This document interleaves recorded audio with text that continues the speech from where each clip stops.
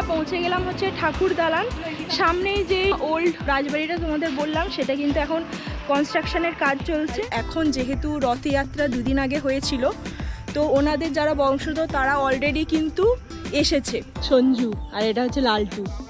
কিছু বলবি? মহাবিটকেল নাকি? মহাবিটকেল।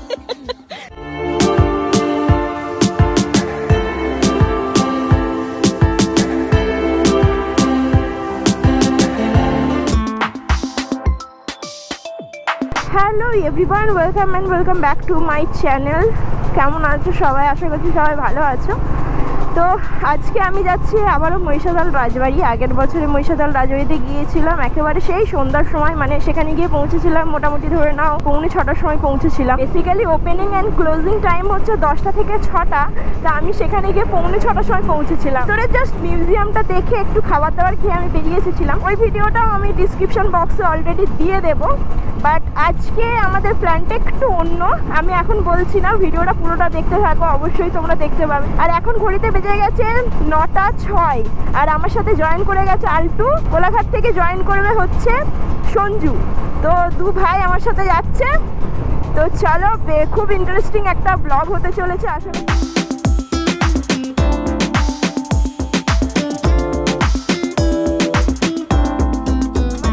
জয়েন করে গেছে এতক্ষণ পর সঞ্জু।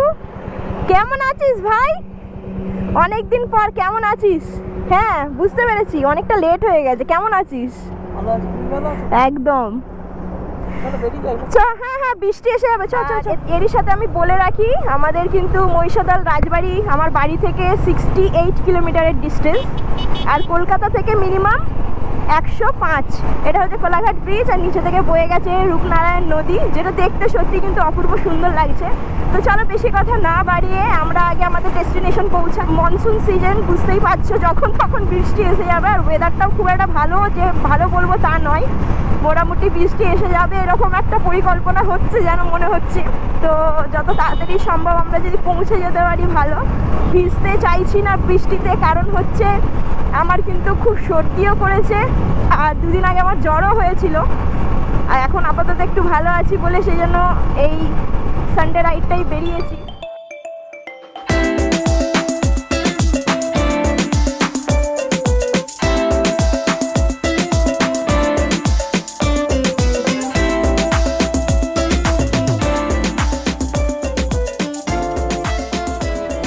আমরা বাঁদিক নিয়ে নিলাম। এখান থেকে মহিষাদল রাজবাড়ির ডিস্টেন্স হচ্ছে 8 কিলোমিটার। সোজা সোজা চ। হ্যাঁ চ। এই মনসুন টাইমে এই মহিষাদল রাজবাড়ির এই যে 8 কিলোমিটারের রাস্তাটা কিছুটা এই রকম এক্সপিরিয়েন্স করবে তোমরা।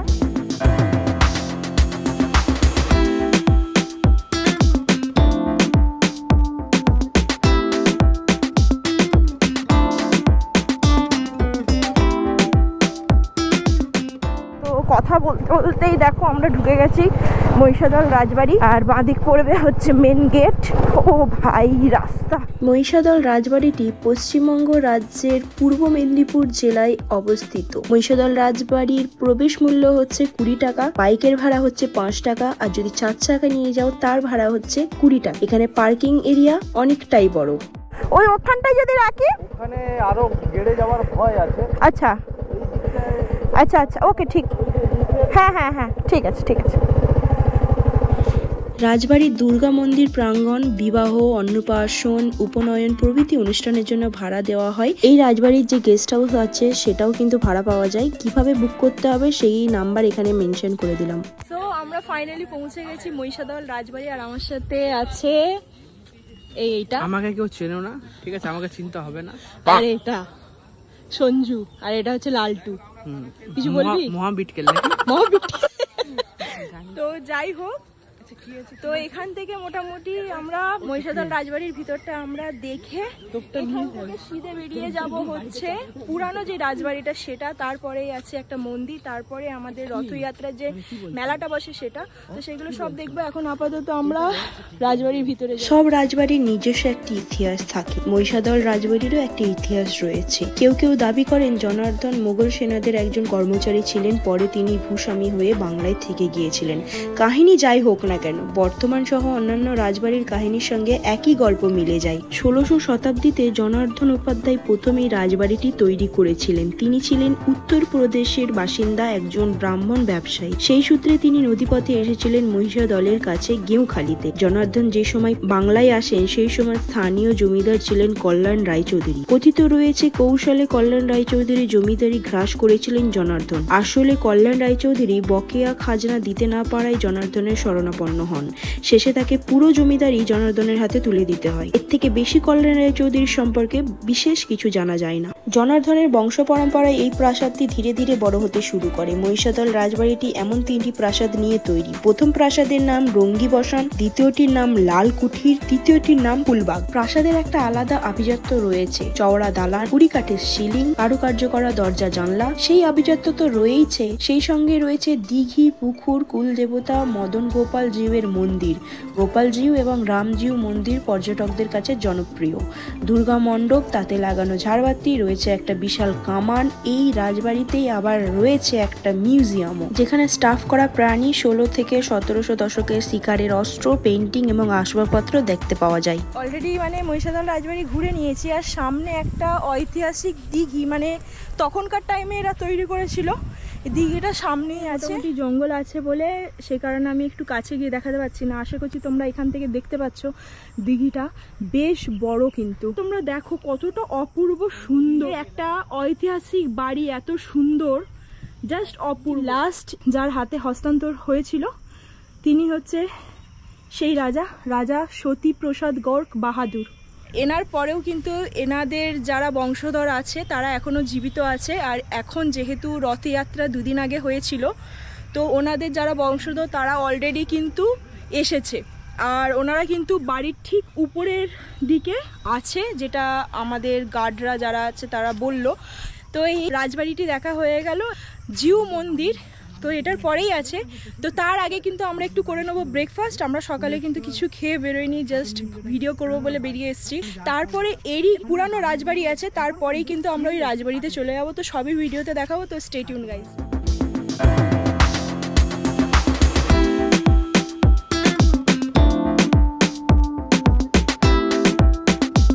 এই যে আমার দুটো ভাই, তোমরা কি করছো?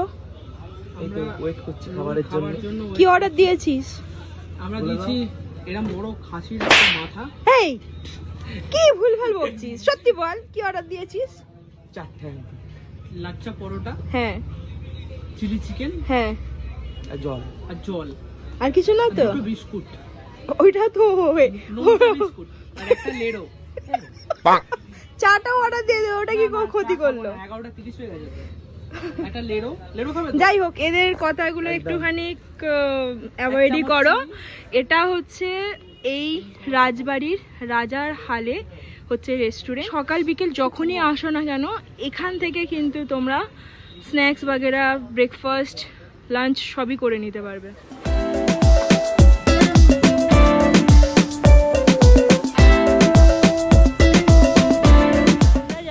মদন গোপাল জিও টেম্পল, যেটা এখান থেকে 5 মিনিট হেঁটে 1774 সালে রানী জানকী দেবী দ্বারা স্থাপিত হয়েছিল।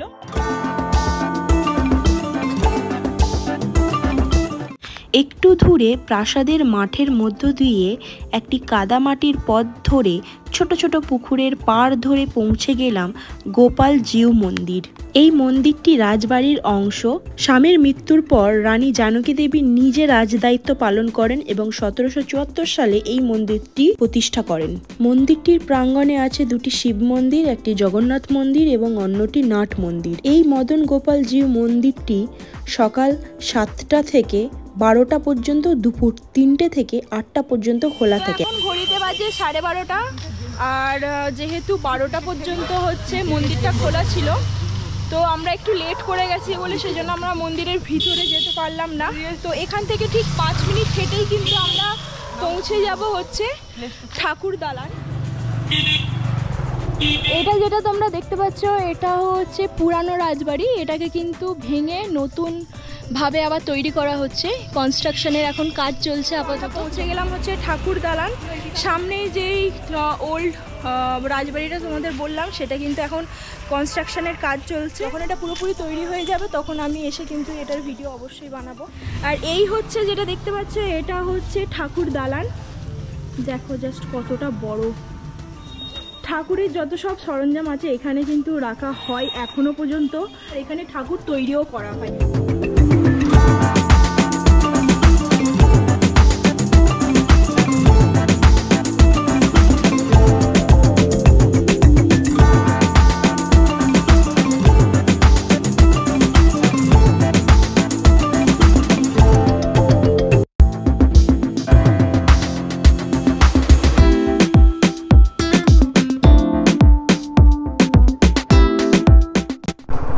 তো এই হচ্ছে সামনে দেখতে পাচ্ছ রথযাত্রার যেটা মেন রথ, সেটা কিন্তু এই সামনে রাখা আছে। ওয়াও, কি সুন্দর দেখতে। মহিষাদলবাসীদের অন্যতম গর্ব 249 বছরের ঐতিহ্য বহন করে চলেছে মহিষাদলের রথযাত্রা উৎসব। রাজবংশের এই রথযাত্রার সূচনা হয় 1776 সালে রানী জানকী দেবীর উদ্যোগে। প্রথমের দিকে রথে ছিল 17টি চূড়া, বর্তমানে তা কমে দাঁড়িয়েছে 13টি। এই বিশাল কাঠের রথটি প্রায় 55 ফুট লম্বা, তবে কলস ও ধবজা বসানোর পরে তা 70 ফুটের বেশি হয়ে দাঁড়িয়েছে। রথে রয়েছে লোহার পাত দিয়ে মোড়া 34টি চাকা, যার প্রতিটির উচ্চতা 4 ফুট করে।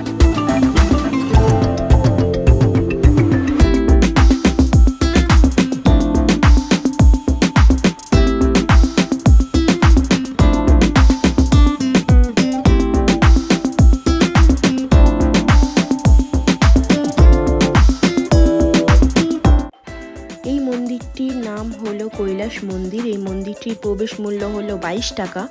মহিষাদল কৈলাস মন্দির একটি ঐতিহাসিক মন্দির, যা মহিষাদল রাজবাড়ির থেকে 4 কিলোমিটার দূরে অবস্থিত। এই মন্দিরটি মূলত একটি কালী মন্দির, যা এলাকার মানুষের কাছে কৈলাস কালী নামে পরিচিত।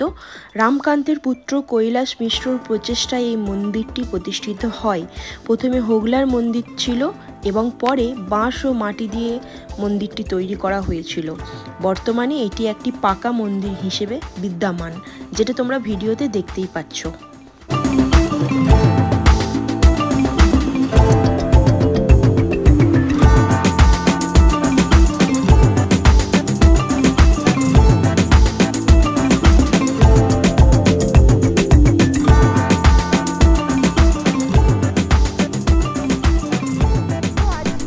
আমাদের মহিষাদল রাজবাড়ির বাকি কিছু অংশ ছিল, সেগুলো আজকে আমরা কিন্তু কভার করে ফেলেছি। আর এখন যাচ্ছি আমরা বাড়ি। ঘড়িতে বাজে 1:37। গাইস, ভিডিওটা আমি এখানেই শেষ করছি। কিরকম লাগলো অবশ্যই কিন্তু কমেন্টে জানিও।